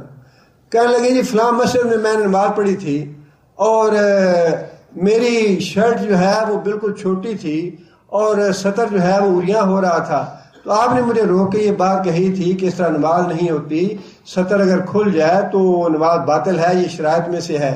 تو الحمدللہ اس کے بعد میں نے اپنا لباس ٹھیک کر لیا۔ بعض لوگ جو ہیں وہ نصیحت فوراً قبول کر لیتے ہیں، جس کے دل میں کوئی تقویٰ ہے، صلاحیت ہے، جس کا دل اللہ نے سلیم بنایا ہے، گناہوں سے محفوظ، قلب سلیم، من اتی اللہ بقلب سلیم، قیامت کے دن وہی کامیاب ہوگا جو اللہ کے حضور قلب سلیم لے کے آئے گا۔ قلب سلیم سے مراد ہے گناہوں سے محفوظ، صحیح سالم، نیکی والا، تقوی والا دل لے کے آئے گا۔ اور جس کو اللہ نے نیکی کا دل دیا ہے، تقوی والا دل دیا ہے، قلب سلیم عطا کیا ہے، اس کو آپ نصیحت کریں گے، اس کو آپ کو اچھی بات بتائیں گے، وہ قبول کر لیں گے۔ اس لیے شریعت کا قاعدہ یہی ہے کہ پیغام پہنچا دو، بات کہہ دو، زبردستی منوانا ممکن نہیں ہے اور نہ مطلوب ہے، کسی سے زبردستی بات مت منوائیں۔ البتہ آپ کا بیٹا ہے، آپ کی بیوی ہے، آپ کے بھائی ہیں، اور آپ کو ان کا بہت زیادہ احساس ہے کہ یہ بھی ہدایت پہ آ جائیں، تو اس کے لیے باقاعدہ پلاننگ کریں اور اس کے لیے باقاعدہ بتدریج ان کو نصیحت کریں، بتدریج ان کے لیے اہتمام کریں۔ کبھی قرآن کی آیت سنا دی، کبھی کوئی حدیث سنا دی، کبھی واقعہ سنا دیا، لیکن آہستہ آہستہ، تاکہ رد عمل پیدا نہ ہو، تاکہ ضد پیدا نہ ہو۔ اس کے لیے صبر چاہیے اور اس کے لیے حکمت عملی چاہیے۔ لیکن اصول اللہ نے یہی بتایا کہ اے محمد صلی اللہ علیہ وسلم، آپ کو ہم نے ان کے لیے وکیل بنا کے نہیں بھیجا، بات منوانے والا بنا کے نہیں بھیجا۔ اور آگے فرمایا کہ لکل نبأ مستقر وسوف تعلمون، لکل نبأ، فرمایا کہ ہر خبر جو ہے یا ہر بات جو ہے اس کے لیے ہم نے ایک وقت مقرر کر رکھا ہے۔ یہ جو سزا والی بات ہے نا، اس کا بھی ایک وقت مقرر ہے، اور جب وہ وقت آ جائے گا سوف تعلمون، انہیں پتہ چل جائے گا کہ اللہ اور اللہ کے رسول کی بات سچی تھی یا نہیں تھی۔ اللہ تعالیٰ وہ وقت آنے سے پہلے اگر مہلت دیتے ہیں تو اللہ کا شکر ادا کرنا چاہیے۔ یہ اللہ کا بڑا احسان ہے کہ انسان گناہ کرتا ہے تو اللہ فوراً نہیں پکڑ لیتا۔ فرمایا کہ لکل نبأ مستقر، ہر سزا کے واقعہ ہونے کا ہم نے ایک وقت مقرر کیا ہوا ہے۔ اور یہ وہی بات ہے جو اس سے پہلے اللہ تعالیٰ نے فرمائی کہ اے محمد صلی اللہ علیہ وسلم، ہم نے یہ تمہیں اختیار نہیں دیا سزا دینے کا، اور انہیں یہ کہو کہ اگر یہ اختیار میرے پاس ہوتا تو میں تو معاملہ کبھی کا ختم کر چکا ہوتا۔ اللہ تو بڑے حوصلے والے، بڑا صبر کرنے والے، بڑے حلیم ہیں، انسان کو بڑا موقع دیتے ہیں، بہت انسان کو مہلت دیتے ہیں۔ حضرت سعد بن معاذ رضی اللہ تعالیٰ عنہ عمرے کے لیے گئے اور حلیف تھے امیہ بن خلف کے. امیہ بن خلف سے کہنے لگے کہ جب گرمی ذرا کم ہو جائے اور بندوں کا زور کم ہو جائے حرم میں تو مجھے بتانا، اس وقت جا کے کر لیں گے طواف. امیہ بن خلف ظاہر کافر مشرک تھا اور سعد بن معاذ جو تھے وہ مسلمان تھے. دوپہر کے وقت گئے وہاں طواف کرنے کے لیے تو وہاں ابو جہل بھی پہنچ گیا. ابو جہل پوچھنے لگا امیہ سے کہ امیہ یہ کس کو طواف کرا رہے ہو اس وقت؟ امیہ کہنے لگا کہ یہ سعد بن معاذ ہے، مدینہ سے آئے ہیں. سعد بن معاذ کا نام، سارے سردار تھے، سرداروں کے نام جانتے تھے. کہنے لگا اچھا سعد بن معاذ ہے تو اس طرح بڑے آرام سے یہاں طواف کر رہا ہے، اگر تم نہ ہوتے اس کے ساتھ تو پھر میں دیکھتا یہ طواف کیسے کرتا ہے یہاں پہ. یہ مدینے کا سردار یہاں آ کے طواف کر رہا ہے بڑے آرام سے، اگر تم اس کے ساتھ نہ ہوتے تو میں دیکھتا یہ طواف کیسے کرتا ہے. ایمان جو ہے نا یہ تو انسان کے اندر بزدلی نہیں پیدا کرتا، یہ تو انسان کو شیر دل بنا دیتا ہے، انسان کے اندر بجلیاں بھر دیتا ہے. سعد بن معاذ کو بھی پتا تھا یہ ابو جہل ہے اور سردار ہے مکے کا. سعد بن معاذ کہنے لگے کہ زبان کو روک کے رکھ، لگام لگا اپنی زبان کو، اگر تم نے مجھے طواف سے روکا تو اس سے کہیں زیادہ تمہارے لیے تکلیف دہ معاملہ ہوگا جو میں کروں گا. تمہارے ناک میں دم آ جائے گا، تمہارے قافلے میں روک لوں گا مدینہ سے، تمہارے قافلے جانے نہیں دوں گا وہاں سے. امیہ بن خلف کہنے لگا کہ سعد یہ سردار ہے ہمارا، تو ذرا اس سے آرام سے بات کرو، اتنی اونچی آواز سے اس کی توہین ہوتی ہے، اس کی بےزتی ہوتی ہے اس سے. سعد بن معاذ کا حالانکہ حلیف تھا امیہ بن خلف. سعد بن معاذ کہنے لگے کہ امیہ تم بھی اس کی اتنی حمایت نہ کرو اور اپنی زبان کو روک کے رکھو. تمہارے بارے میں رسول اللہ صلی اللہ علیہ وسلم نے یہ بات کہی ہے کہ یہ آدمی یہ مسلمانوں کے ہاتھوں مارا جائے گا. امیہ کو فوراً اس بات کا خوف لاحق ہو گیا، کہنے لگا کہ کیا میرے بارے میں محمد صلی اللہ علیہ وسلم نے یہ بات کہی ہے؟ حضرت سعد کہنے لگے کہ ہاں میں نے خود سنی ہے کہ ہمیں رسول اللہ صلی اللہ علیہ وسلم نے یہ بتایا ہے کہ تم لوگ ہی امیہ کو مارو گے، قتل کرو گے اسے اپنے ہاتھوں. اب وہ بڑا محتاط ہو گیا کہ اللہ کے رسول نے یہ بات کہی ہے تو یہ تو بات جھوٹی نہیں ہوگی، میں انہی کے ہاتھوں مارا جاؤں گا. جب جنگ بدر کے لیے نکلنے لگے تو ابو جہل جو تھا اس نے کہا امیہ کو تم چلتے کیوں نہیں؟ وہ اپنے بہانے کرنے لگا کہ نہیں یہ کام ہے، یہ ہے، وہ ہے. اس نے بڑا زور لگایا اور بڑا زبردستی لے کے نکلا. امیہ بن خلف جانے کو تیار نہیں تھا اور دل میں وہی بات بیٹھی ہوئی تھی کہ سعد نے مجھے یہ بات کہی تھی کہ محمد صلی اللہ علیہ وسلم نے کہا ہے کہ تمہارے ہاتھوں قتل ہوگا امیہ. ابو جہل مجبور کر کے اسے لایا میدان بدر میں، اور پھر جہاں نبی صلی اللہ علیہ وسلم نے بتایا تھا ابو جہل یہاں مرے گا، امیہ یہاں مرے گا، وہیں پہ امیہ قتل ہوا. اب نبی صلی اللہ علیہ وسلم نے یہ تو بتا دیا کہ امیہ پہ پکڑ آئے گی اللہ کی، اللہ کا عذاب آئے گا، لیکن فرمایا کہ اس کا ایک وقت ہے. وقت میں نے نبی کو نہیں بتایا کہ کہاں کب آئے گا وقت. لکل نبأ مستقر، اللہ کی پکڑ کا ایک وقت مقرر ہے اور اس سے پہلے اللہ کی پکڑ سے بے خوف نہ ہو جاؤ. یہ نہ سمجھو کہ اللہ کی پکڑ نہیں آئے گی. اللہ نے اگر جوانی دی ہے، اللہ نے اگر صحت دی ہے، اگر اللہ نے دولت دی ہے تو اس کے نشے میں اللہ کو بھول نہ جاؤ، اللہ کی پکڑ کو یاد رکھو. اور گناہ ہوا ہے تو گناہ سے فوراً توبہ کرو، گناہ کر کے غفلت نہ کرو، سست نہ ہو جاؤ. اور یہ نہ سمجھو کہ کوئی بات نہیں، کچھ نہیں ہو رہا، میں رشوت کھا رہا ہوں، میں سود کھا رہا ہوں، میں فلاں کا حق مار رہا ہوں، میں حرام کھا رہا ہوں، کوئی بات نہیں، یہ تو چلتا ہے. یہ چلتا بلتا نہیں ہے، یہ جب رکتا ہے تو پھر بڑی بری طرح رکتا ہے. جب اللہ پکڑتا ہے تو پھر ایک لمحے کی مہلت نہیں دیتا اللہ تعالیٰ. اس لیے فرمایا کہ میری پکڑ سے غافل نہ ہونا، میری پکڑ کے لیے ایک وقت مقرر ہے. اگر اس سے پہلے میں نے تمہیں مہلت دی ہے تو یہ مہلت اس لیے نہیں ہے کہ میں تم سے غافل ہوں. وَلَا تَحْسَبَنَّ اللَّهَ غَافِلًا عَمَّا يَعْمَلُ الظَّالِمُونَ، کہ ظالم جو کام کر رہے ہیں وہ یہ نہ سمجھے کہ اللہ غافل ہے. اللہ غافل نہیں ہے، بلکہ اللہ تعالیٰ مہلت دے رہا ہے تمہیں، توبہ کا وقت دے رہا ہے تمہیں. اللہ تعالیٰ سے دعا ہے کہ اللہ تعالیٰ ہمیں نیک عمل کرنے کی توفیق عطا فرمائے.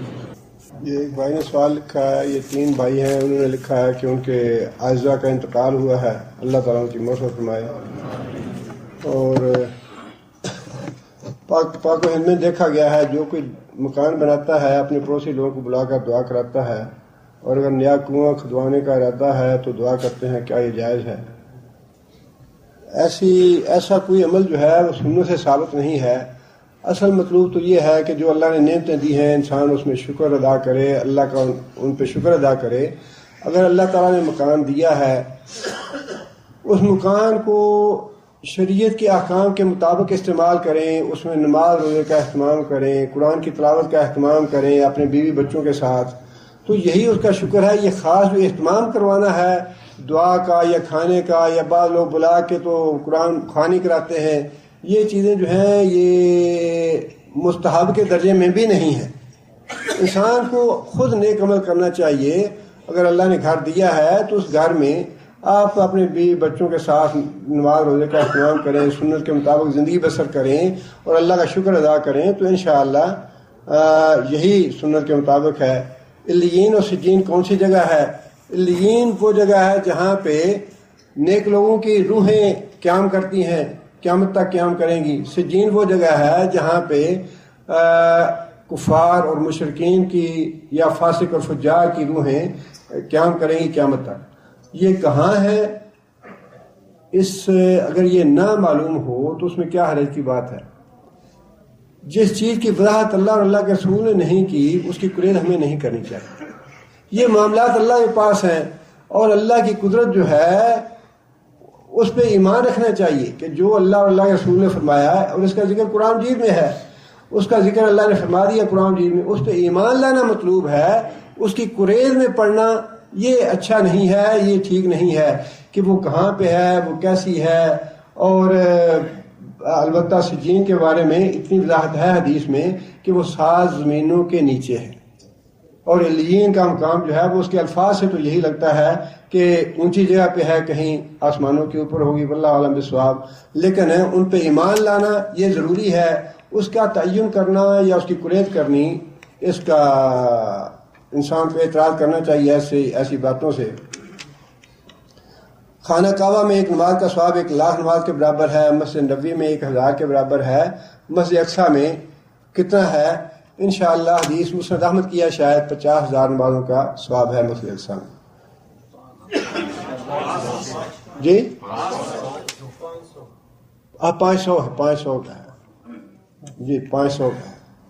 جیسا کہ حدیث میں اگر کوئی شخص اپنے قریبی رشتہ دار سے 1 سال ناراض رہتا ہے تو اس پر ایک آدمی کے قتل کا گناہ ہے، یہ ہے ظالم کے یقینی۔ لڑائی جھگڑے کے معاملے میں جس آدمی کی طرف سے قطع رحمی ہو وہ ذمہ دار ہے۔ جو آدمی صلح کی کوشش کرتا ہے یا جو آگے بڑھنے کی کوشش کرتا ہے وہ انشاءاللہ بری ذمہ ہے۔ ظاہر ہے کہ اور اگر دونوں ہی اس میں ایک جیسے ہیں تو پھر ظاہر ہے دونوں ہی اس کے مجرم ہیں، پھر دونوں گناہ گار ہیں۔ اگر کسی کے ماں باپ زندہ ہوں ان کے لیے حاجیہ عمرہ کر سکتا ہے۔ اگر ماں باپ کے ان کو آنے کی استطاعت نہ ہو، بڑھاپے کی وجہ سے یا بیماری کی وجہ سے یا ویسے استطاعت نہ رکھتے ہوں، تو ان کی طرف سے اگر عمرہ کیا جائے یا حج کیا جائے تو انشاءاللہ اس کا ثواب انہیں ملے گا۔ آنکھوں میں سرما لگانا کیا یہ سنت ہے؟ مستحب ہے۔ اگر کوئی آدمی لگائے تو انشاءاللہ سنت سمجھ کے، نبی صلی اللہ علیہ وسلم کا طریقہ سمجھ کے، تو انشاءاللہ اس کا ثواب ہے۔ اگر کوئی نہ لگائے تو اس کا گناہ نہیں ہے۔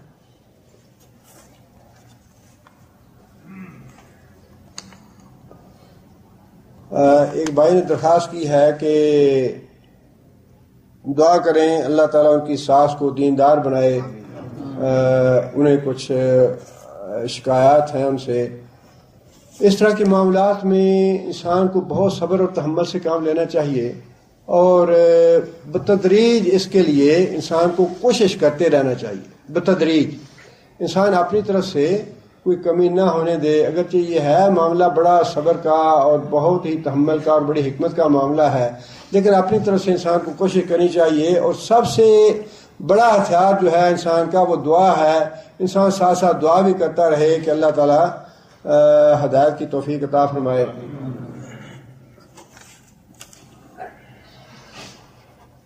جس طرح مرد تبلیغ کے لیے گھر سے نکلتے ہیں، کیا عورتیں بھی تبلیغ کے لیے گھر سے نکل سکتی ہیں؟ شریعت کے احکام کی پابندی کرتے ہوئے اگر خواتین دعوت کے لیے، دین کے لیے گھر سے نکلیں تو انشاءاللہ اس میں کوئی حرج نہیں، لیکن دین کے احکام کی پابندی کرنا ضروری ہے، اور اس میں یہ بات بھی شامل ہے کہ عورت کی آواز جو ہے وہ مرد نہ سنے۔ مردوں کو دعوت دینے کے لیے نہیں، عورتوں میں کام کرنے کے لیے انشاءاللہ شریعت کی حدود کے اندر رہتے ہوئے باہر نکلنے میں انشاءاللہ کوئی بات نہیں ہے۔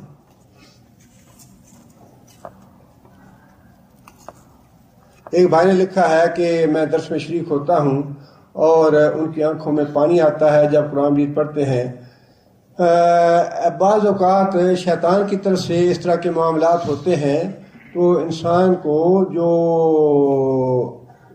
تحفظ کی دعائیں ہیں یا نظر بد کی دعائیں نبی صلی اللہ علیہ وسلم نے بتائی ہیں، مسنون دعائیں کتابوں میں موجود ہیں، وہ پڑھ کے دم کریں اور شیطان سے پناہ مانگ کر اللہ تعالیٰ کی پناہ طلب کریں شیطان سے، انشاءاللہ اللہ تعالیٰ شفا دیں گے۔ کیا کوئی لے پالک اپنے پالنے والی ماں کا محرم بن کر عمرہ کے لیے آ سکتا ہے؟ اپنی جو لا پالک ہے یا جس کو منہ بولا بیٹا کہتے ہیں، وہ نہ تو اپنی بہن کا محرم بن سکتا ہے نہ ہی اپنی ماں کا محرم بن سکتا ہے، وہ غیر محرم ہے۔ محض اس کی تو قرآن مجید میں بھی اللہ تعالیٰ نے وضاحت فرمائی ہے کہ حضرت زید کو نبی صلی اللہ علیہ وسلم نے اپنا منہ بولا بیٹا بنایا ہوا تھا، اور اس جاہلیت کی رسم کو اللہ تعالیٰ نے ختم فرما دیا، لہٰذا منہ بولا بیٹا جو ہے اس کی شرعی کوئی حیثیت نہیں ہے، وہ نہ وارث ہے اور نہ ہی محرم بنتا ہے، وہ غیر محرم ہے عورت کے لیے اس کے ساتھ محرم بن کے عمرے کا یا حج کا کیا، ویسے بھی کوئی سفر جو ہے اگر وہ شریعت کی پابندی کرنا چاہتے ہیں تو ویسے بھی ان کے ساتھ محرم کے طور پہ وہ سفر نہیں کر سکتا۔ موجودہ پاکستان کی پستی اور زوال سے نکلنے کا کوئی راستہ ہے؟ رجوع اللہ کے علاوہ کوئی راستہ نہیں ہے۔ جب تک ہم اللہ تعالیٰ کی طرف رجوع نہیں کرتے، اپنے گناہوں سے توبہ استغفار نہیں کرتے، اور پاکستان بناتے وقت جو وعدے وعید اللہ سے کیے تھے ان وعدوں پہ عمل نہیں کرتے، جب تک پاکستان کے لیے نجات کی کوئی راہ نہیں۔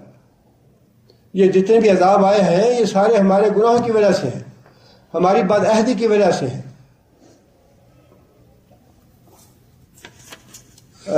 نظام محمدی کے لیے دعا فرمائیں۔ دعا تو کرتے رہنا چاہیے، سب کو کرنی چاہیے، لیکن دعا کے ساتھ اصل مسئلہ جد و جہد ہے، اور اس میں حکومت کی طرف تو ہم سب دیکھتے ہیں حکومت یہ نہیں کر رہی وہ نہیں کر رہی، لیکن جو اہم چیز ہے وہ یہ ہے کہ ہم کیا کر رہے ہیں۔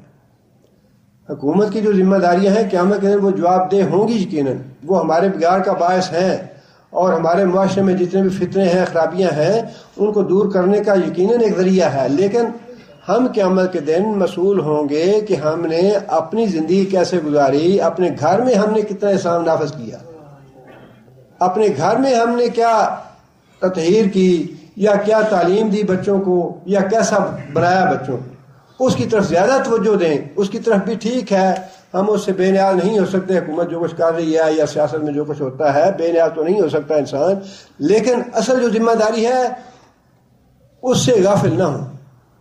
حکومت کا معاملہ سامنے رکھ کے اپنی اصل ذمہ داریوں سے غافل نہ ہوں۔ یہ بھی شیطان کا ایک دھوکہ ہے کہ انسان اس انتظار میں رہے کہ یہ حکومت اسلامی بنے تو پھر ہم مسلمان بنے، یہ غلط بات ہے۔ اپنے گھر کی حد تک ہر آدمی کو جتنا ممکن ہے اس کے لیے جتنی اللہ نے استطاعت دی ہے اتنا تو اسلام اس کو اپنے گھر میں نافذ کرنا چاہیے ہر آدمی کو۔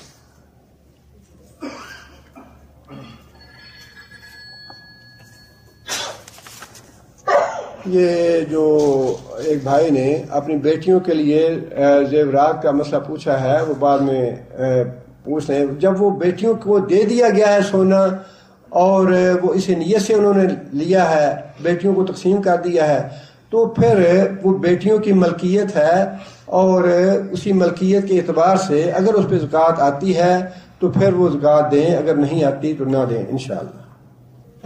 ایک بھائی نے لکھا ہے کہ درس کے ایک ساتھی انڈیا جا رہے ہیں، ان کے لیے دعا کریں۔